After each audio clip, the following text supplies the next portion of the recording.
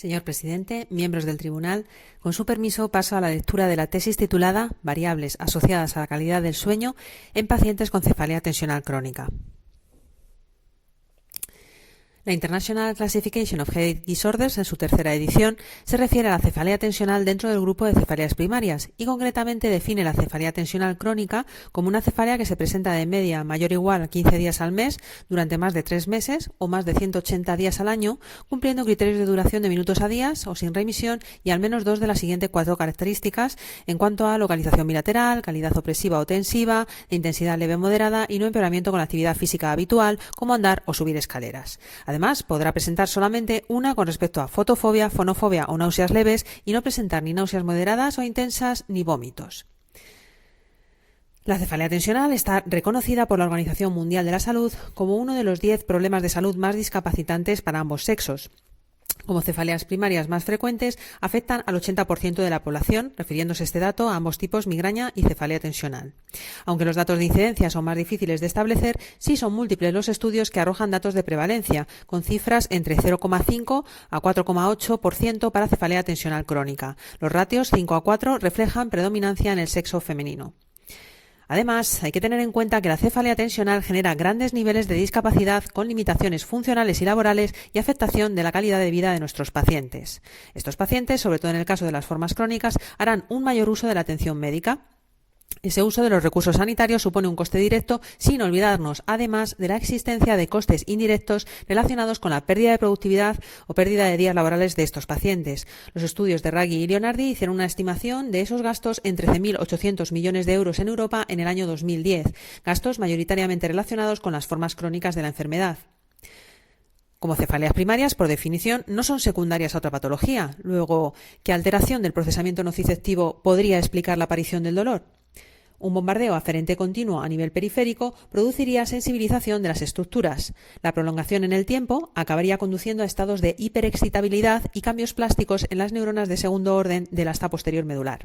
Si continúa en el tiempo el proceso, las estructuras suprasegmentarias también entrarían en ese estado de hiperexcitabilidad, explicándose así la hiperalgesia no solo segmentaria, sino también extrasegmentaria.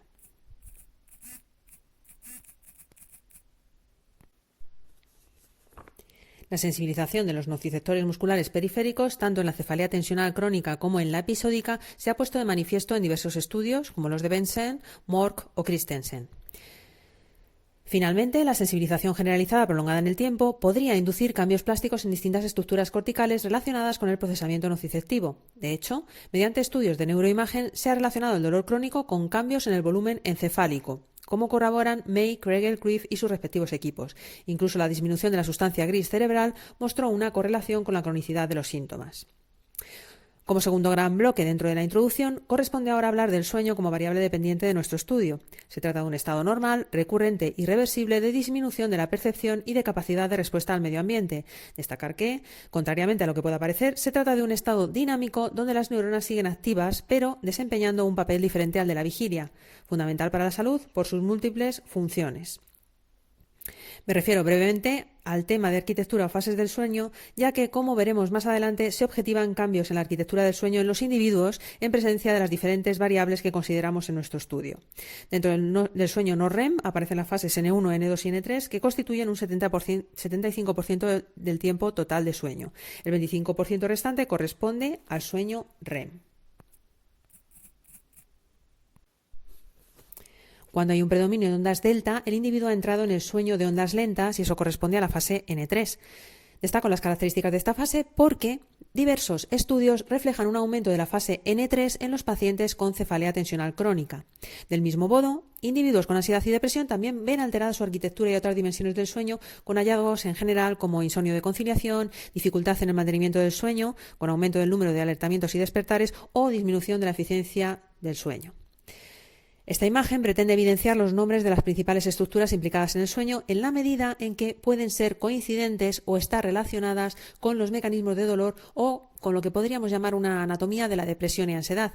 Vemos el locus coeruleus y los núcleos del RAFE, implicados también en los mecanismos inhibitorios descendentes del dolor, diversas estructuras del sistema límbico, hipotálamo con el núcleo tuberomamilar, hipocampo, amígdala, corteza del cíngulo, sin olvidar la glándula pineal relacionada con la producción de melatonina. De manera esquemática, el modelo de Whitmire ofrece una visión de las principales estructuras y neurotransmisores que explicarían las transiciones sueño-vigilia. Núcleos del tronco encefálico que forman parte del sistema reticular activador y del hipotálamo alternan su actividad en esas transiciones. Una actividad aumentada en las neuronas que contienen norepinefrina y serotonina con baja actividad de las colinérgicas definirían un patrón de actividad que favorece el estado de conciencia. El inverso a este patrón lleva al sueño REM. Un equilibrio aminérgico y colinérgico favorece el sueño no REM, cuya posibilidad se ve aumentada por una liberación incrementada de GABA y reducida de histamina, con la consecuente desactivación del tálamo y la corteza. Hemos visto hasta ahora modificaciones en la arquitectura del sueño en pacientes con cefalea tensional crónica o coincidencias anatómicas y neuroquímicas en los mecanismos de ambos procesos. ¿Qué paradigmas de relación podemos establecer, por tanto, entre ambas entidades? En primer lugar, la cefalea podría ser resultado de perturbaciones del sueño o de un proceso de base que esté alterando el sueño. En segundo lugar, sería la cefalea la causa de la alteración del sueño nocturno. O, en tercer lugar, cefalea y sueño se encontrarían relacionados intrínsecamente a nivel anatómico y fisiológico. Y como máxima representación de esta relación, vinculada por definición al sueño, estaría la cefalea hípnica. Señalar además que la International Classification of Sleep Disorders, en su tercera edición de 2014, incluye en su apéndice A una categoría denominada dolores de cabeza relacionados con el sueño. En esta publicación de 2017 se muestran las asociaciones entre determinados tipos de dolor de cabeza y las categorías principales de alteraciones de sueño más frecuentes. Aunque en este trabajo no tenemos un diagnóstico concreto de problemas de sueño dentro de las 6 categorías principales, sí hablamos de mala calidad del sueño, y ya la International Classification of Sleep Disorders, vigente en 1990, contempló como perturbación del sueño la mala calidad del sueño. Diversos estudios confirman esta relación. César Fernández de las Peñas y su equipo, en esta revisión sistemática, llegaron a la conclusión de que en los pacientes con cefalea crónica el insomnio parece ser el desorden de sueño más común. Ulrich y su equipo arrojaron datos de prevalencia de insomnio 1,8 veces mayor en sujetos con cefalea tensional. Otran y Experience, estudiando esa misma relación, extrajeron datos como que entre el 64 y 68% de los sujetos, en este caso con migraña crónica, padecen insomnio diario, y que el insomnio es un factor de riesgo que aumenta la frecuencia de las cefaleas y, por tanto, estaría implicado en la progresión de la cefalea de su forma episódica a su forma crónica. Con respecto a ansiedad y depresión como variables relacionadas con la cefalea tensional crónica, también abundan los estudios epidemiológicos. Begui encontró en su muestra de pacientes con cefalea tensional crónica que un 67% presentaban episodios depresivos y un 20% síntomas de ansiedad. Datos muy similares de ansiedad se reflejan en los estudios de Song y su equipo. Y McMurtry encontró que el diagnóstico de dolor de cabeza, fuera migraña o cefalea tensional, unido al sexo femenino, era un predictor significativo de depresión en el 74,7% de los casos. Nuestro interés en estas variables radica en que las alteraciones emocionales influyen en la excitabilidad del sistema nervioso central. El estrés, la ansiedad y la depresión tienen un rol importante en el proceso de sensibilización, desencadenando dolor a través de respuestas hiperalgésicas. Como estamos viendo, son varios factores físicos, neurofisiológicos y ahora emocionales los que pueden influir en la excitabilidad del sistema nervioso central. En esta línea encontramos los estudios de Cathcart, Hole o Terry. Recordar que la sensibilización a nivel receptores periféricos se encuentra tanto en las formas episódicas como en las formas crónicas. Sin embargo, la sensibilización central, trastornos emocionales y alteraciones del sueño se asocian a la frecuencia de los episodios de cefalea. Por eso en este estudio nos centramos en las formas crónicas de la enfermedad. Son escasos los estudios que investigan las variables asociadas a la calidad del sueño en pacientes con cefalea tensional crónica con un diseño longitudinal. Y finalmente, un mejor conocimiento de las asociaciones entre depresión, ansiedad, cefalea y alteraciones del sueño puede ayudar a establecer mejores programas terapéuticos. Esta imagen refuerza la idea anterior. Un mejor conocimiento de las asociaciones entre las variables de la izquierda, todas ellas responsables de respuestas hiperalgésicas, puede ayudar a establecer mejores programas terapéuticos en un intento de cortar el progreso a ese estado de sensibilización central. ¿Qué hipótesis planteamos en el estudio? 1. Sensibilidad a la presión de manera generalizada se encuentra relacionada con la calidad del sueño en pacientes con cefalea tensional crónica. 2. Depresión y ansiedad como factores emocionales se asocian a la calidad del sueño en pacientes con cefalea tensional crónica. 3. La discapacidad asociada a la cefalea se asocia a la calidad del sueño en los pacientes con cefalea tensional crónica. 4. Las variables clínicas del dolor, intensidad, frecuencia, duración se asocian a la calidad del sueño en pacientes con cefalea tensional crónica. Y 5. Las variables asociadas a la calidad del sueño en un primer momento, diseño transversal, son distintas de las asociadas al año, longitudinal. Por tanto, el objetivo del estudio será examinar las interrelaciones entre las variables clínicas, fisiológicas y psicológicas asociadas a la calidad del sueño en los pacientes con cefalea tensional crónica, al inicio, diseño transversal, y al año de seguimiento, diseño longitudinal. Para ello, se incluyeron sujetos con cefalea tensional reclutados mediante muestreo no probabilístico de casos consecutivos entre enero de 2015 y junio de 2016 procedentes de hospitales de España, Dinamarca e Italia. El diagnóstico se llevó a cabo por neurólogos expertos en cefalea según los criterios establecidos en la ICHD3 en su versión beta, que era la vigente en esa fecha. En 2018 se publicó la ICHD3 definitiva.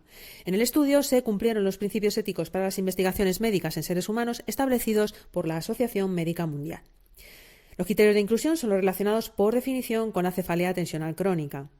Los criterios de exclusión incluyen el carácter episódico de la cefalea, otros tipos de dolor de cabeza primarios o secundarios o cualquier otro proceso de base que pudiera estar justificando el dolor o ciertos tratamientos en los 6 meses previos. Después de ser remitido por el neurólogo, el paciente acudía a la primera sesión de valoración. En esa sesión se le explicaba en qué consistía el estudio, los objetivos, la planificación de la recogida de datos y se le solicitaba el consentimiento informado. La sesión se estructuraba en 3 partes. En un primer lugar, recogida de datos de la historia clínica y mapas de localización del dolor. En segundo lugar, se procedía a la parte de exploración física con la recogida de los umbrales de dolor a la presión, cuando los pacientes no presentaban dolor o, si no era posible por la frecuencia de las cefaleas, cuando el dolor fuera menor o igual a 3 en la Numerical Pain Rating Scale. El algómetro de presión aplicaba a los sujetos 30 kilopascales por segundo en la opción B3, con 3 mediciones en cada punto y un periodo de 30 segundos entre cada una para evitar la sumación temporal. Al paciente se le daban las instrucciones oportunas para accionar el interruptor cuando la sensación de presión cambiase a sensación de dolor. Los puntos medidos fueron un punto trigeminal, el temporal, uno extratrigeminal, la articulación cigapofisaria de C5 a C6, 2 puntos alejados extrasegmentarios, segundo meta y tibial anterior, y finalmente señalar que los umbrales de dolor a la presión se recogieron al inicio. Y la tercera parte de la sesión era la dedicada a pasar los cuestionarios. El Pittsburgh Sleep Quality Index como variable dependiente se pasó al inicio y al año y el resto solo al inicio. Esta tabla resume las características principales y la estructuración de los cuestionarios. Recoge información relativa al número de preguntas, dimensiones, escalas de puntuación, periodo al que se refiere la información recogida e interpretación de las puntuaciones. Simplemente señalar en ella datos relativos a la consistencia interna, fiabilidad y validez de los instrumentos de medida, con buenas alfas de Cronbach y buenos porcentajes de sensibilidad y especificidad. Destacar también el sentido en que se interpretan las puntuaciones. En el Pittsburgh, a mayor puntuación, peor es la calidad de sueño. En el HDI, a mayor puntaje, mayor es la discapacidad percibida por el paciente. En la HADS, mayor puntuación es indicativa de mayor morbilidad. Y en el SF36, las mayores puntuaciones en las distintas dimensiones corresponden a mayor calidad de vida. Los datos obtenidos se introdujeron en el software estadístico SPSS para realizar el análisis de las variables. Se procedió a obtener el análisis descriptivo de la muestra con medias, desviación estándar, intervalo de confianza y porcentajes. El test de Kolmogorov-Smirnov se utilizó para comprobar la distribución normal de los datos. Y luego, en primer lugar, se calcularon los coeficientes de correlación de Pearson para determinar la relación entre la calidad de sueño, variable dependiente, y las variables restantes independientes, tanto al inicio como al año de seguimiento. Y en segundo lugar, aquellas variables que mostraban correlación significativa con la calidad de sueño se incluyeron en 2 análisis jerárquicos regresivos por separado, uno para el inicio y otro para el año, donde se iban registrando los cambios de R cuadrado tras cada paso del modelo para determinar la asociación de cada variable adicional, considerando valores significativos aquellos cuya P era menor de 0,05. Empezaré el apartado de resultados con el diagrama de reclutamiento. Se examinaron un total de 200 individuos con dolor de cabeza, de los cuales 180 finalmente cumplieron los criterios de inclusión. Algunas de las razones por las que fueron excluidos esos 20 sujetos se reflejan en el cuadro superior derecho, como casos de migraña concomitante, cefalea tensional, latigazo cervical, fibromialgia, etc. A su vez, de los 180 sujetos, 135 fueron evaluados de nuevo a los 12 meses de seguimiento y, por tanto, incluidos en el análisis longitudinal. Las pérdidas al año se debieron a la incapacidad de contactar con los pacientes en un 60% de los casos y el 40% restante aludió a motivos personales para no acudir a la reevaluación. Esta tabla resume los datos clínicos y demográficos de la muestra en el inicio del estudio. Entre los datos clínicos podemos ver esa predominancia en el sexo femenino, que se trata de población adulta con una media de edad de 48 años y una larga evolución con la cefalea, en torno a 8,6 años. El resto de datos hace referencia a las características clínicas de la cefalea, intensidad, frecuencia y duración. El siguiente gran apartado es el referido a los datos psicológicos y de calidad de sueño recogidos por los cuestionarios HDI, HADS y el Pittsburgh. A continuación se muestran las 8 dimensiones de calidad de vida del SF36 y finalmente los umbrales de dolor a la presión en los puntos ya descritos. La siguiente tabla muestra la matriz de coeficientes de correlación de Pearson en el inicio. Se encuentran en la elipse roja las variables con correlación significativa positiva. Es decir, a mayor intensidad de dolor, mayor frecuencia de cefaleas, mayor duración de los ataques, mayor la carga física emocional percibida y mayor nivel de depresión, peor la calidad del sueño. Las variables con correlación significativa con la calidad del sueño fueron sometidas al análisis regresivo al inicio. En los datos del círculo se refleja cómo contribuyen las variables al modelo. Se van incluyendo una a una en la ecuación regresiva y se van registrando los cambios en la R cuadrado tras cada paso. Así vemos que la depresión contribuye en un 24,5% a la varianza de la calidad del sueño en los pacientes con cefalea tensional crónica en el inicio. En el siguiente paso se incluye en la ecuación regresiva la otra variable adicional y vemos como el HDI en su parte emocional contribuye en un 3% adicional. Recordar que se consideraron valores significativos aquellos cuya P fue menor de 0,05. Por tanto, cuando se combinaban, ambas variables explicaban un 27,5% de la varianza de la calidad del sueño al inicio del estudio. Seguimos el mismo procedimiento al año. Aquí se resumen los coeficientes de correlación de Pearson de las variables significativamente asociadas a la calidad del sueño en el seguimiento a los 12 meses. Se hallaron correlaciones significativas positivas en las variables destacadas en la elipse roja. A mayor carga percibida emocional y física y a mayores síntomas depresivos al inicio, peor la calidad del sueño al año. Además, la calidad del sueño presentaba una asociación significativa negativa con las variables contenidas en las elipses azules. A menores umbrales de dolor a la presión y a menor vitalidad y menor estado de salud mental recogidos por el SF36 al inicio, peor calidad del sueño al año. Al proceder a incluir las variables con correlación significativa en el análisis regresivo al año, se obtuvieron los siguientes hallazgos. La vitalidad medida en el inicio contribuía en un 16,1% al modelo. En el segundo paso, la inclusión del umbral de dolor a la presión en el segundo meta aportaba otro 8,6% y finalmente el umbral de dolor a la presión en la columna cervical sumó otro 5,3%, todas en este caso con una P menor de 0,001. Es decir, si se combinaban los resultados de estas variables medidas al inicio, explicaban el 30% de la varianza de la calidad del sueño al año. ¿Qué interpretación podemos hacer de los resultados?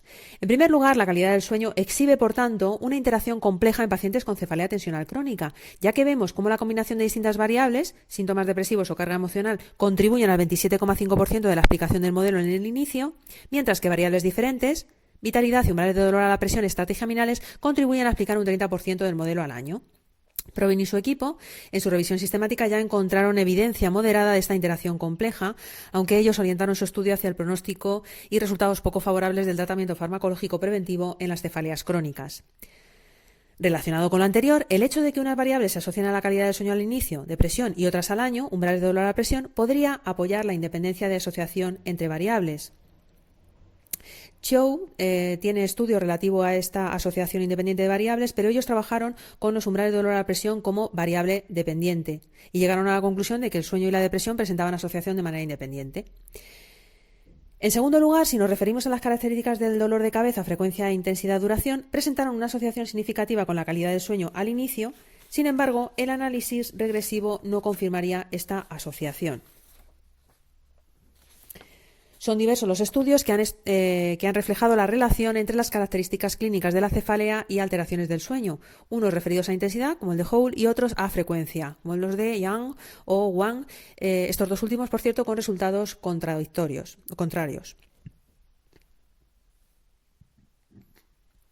En tercer lugar, con respecto a factores emocionales y calidad de sueño, la depresión mostró asociación con la calidad del sueño al inicio, pero no se confirmó la asociación longitudinal con la calidad del sueño al año. Además, aparecían asociados otros factores emocionales. La discapacidad emocional, medida por el HDIE, en su parte emocional presentó asociación al inicio, mientras que la vitalidad medida por el SF36 se encontró asociada a la calidad del sueño al año. Steele y su equipo también encontraron una discrepancia longitudinal al año en la no asociación de depresión, planteando que el problema podría ser el tipo de cuestionario, el HADS, por su tendencia a subestimar la prevalencia de depresión. En cuarto lugar, en lo referente a la relación umbrales de dolor a la presión y calidad de sueño, los umbrales de dolor a la presión más bajos en puntos extratrigeminales al inicio se asociaban con la calidad del sueño al año. En esta línea, los estudios de Engstrom o los de Tomaso y su equipo también encontraron umbrales de dolor a la presión reducidos en presencia de depresión o alteraciones de sueño. Nos encontramos, por tanto, ante una serie de factores asociados a la calidad del sueño y, a su vez, revisamos en el inicio esa bidireccionalidad entre la mala calidad del sueño y las cefaleas tensionales. A nivel clínico, podríamos centrarnos en la identificación de los distintos factores asociados a la calidad del sueño y pasar después a un abordaje multimodal de los mismos para disminuir el número de factores que pueden estar precipitando una cefalea. Sería de ayuda en este proceso de identificación el diseño de diarios combinados que ayuden al clínico a identificar los precipitantes personales en un enfoque individualizado. Según lo detectado, se adaptarían los tratamientos priorizando las herramientas disponibles. Por ejemplo, en caso de síntomas depresivos sería necesaria la actuación del psicólogo o el uso de medicación. Enfoques comportamentales o técnicas cognitivo-conductuales para la discapacidad percibida o el sueño, o técnicas de terapia manual o medicación para tratar la hipersensibilidad generalizada a la presión. Aquí podemos ver un ejemplo de diario de cefaleas propuesto por Reins y Pozzetta con registro de información relativa al sueño, características de dolor de cabeza, nivel de estrés, medicación, nivel de discapacidad percibida, incluso datos relativos a comidas, temperatura basal y menstruaciones en el caso de la mujer. Las principales fortalezas del estudio incluyen un gran tamaño muestral, la inclusión de la parte de diseño longitudinal, la selección de los pacientes con cefalea tensional crónica de acuerdo a los criterios más actualizados de la tercera edición de la ICHD y el uso de herramientas estandarizadas. Como limitaciones hemos encontrado las siguientes. En primer lugar, tener en cuenta que los pacientes fueron reclutados desde centros terciarios, por lo que la extrapolación de resultados a la población general con cefalea debe hacerse con cautela. Igualmente, tampoco es extrapolable a las formas episódicas de la cefalea. Tuvimos una tasa de pérdidas del 25% en el seguimiento longitudinal. Tener en cuenta que en la muestra se incluyen hombres y mujeres de diferentes edades, y estos dos factores, edad y sexo, pueden estar actuando de manera diferente en nuestras variables. Aunque en este estudio el diario de cefalea solo se ha utilizado para corroborar el diagnóstico, de cara a la utilización de sus datos para futuros estudios habría que tener en cuenta las limitaciones del formato papel en cuanto al registro de cumplimiento de las instrucciones. Un formato digital que registre día y hora de cumplimiento podría ser de utilidad. La naturaleza de los cuestionarios no sustituirán en ningún caso el diagnóstico de un psicólogo o un psiquiatra, siendo además el HADS una herramienta de screening, cribado más que de diagnóstico. Steele señala una tendencia a subestimar la prevalencia de depresión con el HADS. Los horarios de recogida de datos también fueron aleatorios según la disponibilidad del paciente o el profesional, sin tener en cuenta, por tanto, las variaciones intradía de los estados de ansiedad y depresión. Finalmente, el Pittsburgh no evalúa otros trastornos de sueño, como insomnio, apnea o parasomnias, que podrían estar influyendo en nuestras variables. Solo detectaría a los malos dormidores, sin ver si hay otra alteración de sueño subyacente. Dentro de las medidas o dimensiones recogidas por el Pittsburgh, no hemos comprobado cuáles concretamente se asocian en mayor medida con la cefalea. Con esa información, futuros estudios podrían basarse en la manipulación de parámetros concretos para mejorar la cefalea. También podría ser útil combinar otros estudios y cuestionarios, Epworth, Karolinska, Stop-Bang o polisomnografía. ¿Qué deberían tener en cuenta futuras líneas de investigación? La interrelación compleja entre las distintas variables estudiadas exige al clínico un examen detallado y global del paciente, en colaboración con otros profesionales del equipo, para considerar la totalidad de los síntomas. Y futuros estudios son necesarios para determinar los cambios estructurales y funcionales que subyacen a este tipo de cuadros multimodales y así poder esclarecer la interrelación concreta que existe entre las variables descritas. Con el permiso del tribunal y como es preceptivo, paso a leer las conclusiones de la presente tesis doctoral. Los resultados de la presente tesis doctoral permiten extraer las siguientes conclusiones. 1. La sensibilidad a la presión evaluada mediante los umbrales de dolor a la presión en zonas extratrigeminales al inicio está asociada con la calidad del sueño al año en pacientes con cefalea tensional crónica. A menores umbrales de dolor a la presión, es decir, a mayor sensibilidad mecánica, peor calidad de sueño. 2. La depresión, pero no la ansiedad, como factor emocional en un momento concreto al inicio, se asocia a la calidad del sueño en pacientes con cefalea tensional crónica. Mayores niveles de depresión se asocian a peor calidad de sueño. 3. La discapacidad emocional asociada a la cefalea, pero no la física, se asocia a la calidad del sueño al inicio en los pacientes con cefalea tensional crónica. Mayor discapacidad emocional debido a la cefalea, peor calidad de sueño. 4. Las variables clínicas de la cefalea, intensidad, frecuencia y duración, no se asocian a la calidad del sueño en los pacientes con cefalea tensional crónica. 5. En definitiva, variables diferentes se encuentran asociadas a la calidad del sueño en diferentes momentos en pacientes con cefalea tensional crónica. La depresión y la discapacidad a nivel emocional por la cefalea explican el 27,5% de la varianza de la calidad del sueño al inicio, diseño transversal, mientras que la vitalidad y umbrales de dolor a la presión en zonas extratrigeminales medidos al inicio contribuyen a explicar un 30% 30% de la calidad de sueño al año, diseño longitudinal.